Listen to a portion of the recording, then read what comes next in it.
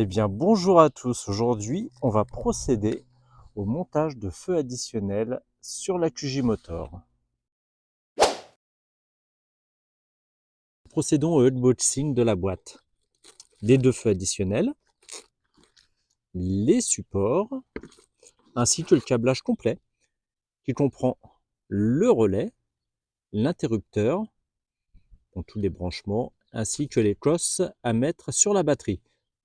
Venons-en à la moto directement. À la base, elle est équipée de crash bar, assez disgracieux, et surtout qui m'empêchait de la rentrer dans mon chalet avec une toute petite porte. Ça me gênait énormément, donc je les ai démontés et j'ai mis sur le support du haut des tampons. Et ici, j'ai juste remis la vis là où il se fixait en bas. Ce que j'ai fait, c'est que j'ai commandé une paire de supports pour feu additionnel. Les liens seront en description. Et puis on va les fixer à cet endroit. Le support est fixé. Il est livré avec deux types de vis, une 6 mm et une 8 mm, donc c'est parfait, ça correspond quasiment au plus grand nombre de motos. On va pouvoir fixer le feu additionnel dessus. Il faut donc fixer les supports de feu additionnel au feu en lui-même, donc tout est livré, l'outillage, les vis, les rondelles. J'ai mis un petit point de colle comme c'est soumis aux vibrations du moteur de la moto. Et bien maintenant, il va falloir relier les fils au niveau de la batterie et faire passer le câble au niveau de l'interrupteur qui se fixe en dessous le rétroviseur. Et bien le montage est totalement terminé. J'ai été dérangé par la pluie comme on peut le constater, hein, c'est tout mouillé.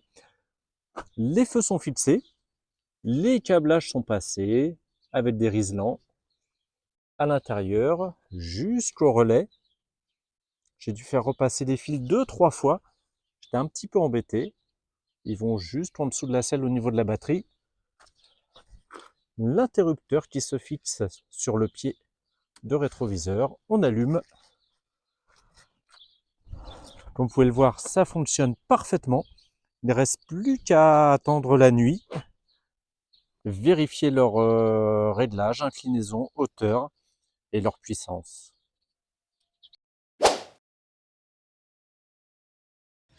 J'ai fait une petite mise à jour sur le positionnement des feux additionnels. J'avais mis la barre en avant, ce qui les remontait un petit peu. Mais la chose à laquelle je n'ai pas pensé, c'est qu'on ne pouvait plus effectuer le réglage de manière horizontale et donc de choisir son flux lumineux vers les abords de la route. Donc là, je les ai repositionnés comme c'est prévu de faire.